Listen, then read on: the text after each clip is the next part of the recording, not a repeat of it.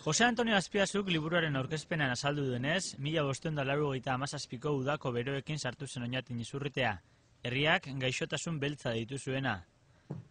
Arkakuxoek ekarrita, lepoan, besazpian eta izterrondoan arrautzan neurriko buboi mingarriak agertu zitzaizkien Oñati Arraskori.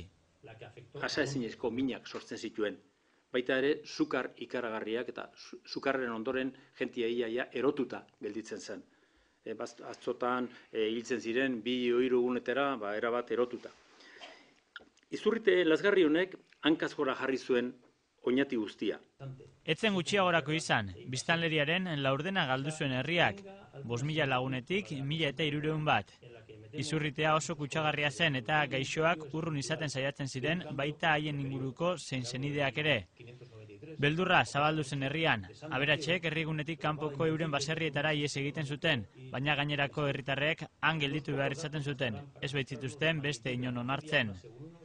Izurritea giletzituenak goseak hiltzituen.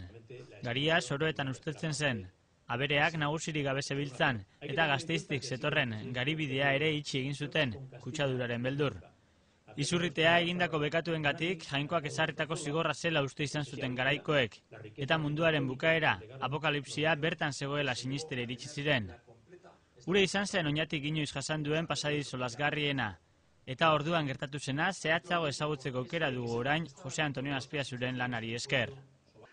Egizien, egun zala zer hori, izurrite hori, inak izumaldek eta gazteatzen etxeketen aben, eta hilak asko onzila eta bar, baina ez zegoen datu larrei. Ja nik uste lan honen bitartez, lan izan monografikoa dau, honek erakusten euskula, zenbateainoko importantzia, zenbateainoko garrantzia eukioen orduko zerak. Lehenengo eta behin eskerrak emun, Jose Antonio hori, guk udaletxetik eskuzabalek hartzetu olako lanak, eta da udaletxe moduan, aldun nahinean, oinarte indian moduan, jarretukula lana bultzaketan. Eta egilearen azken hausnarketa interesgarri bat.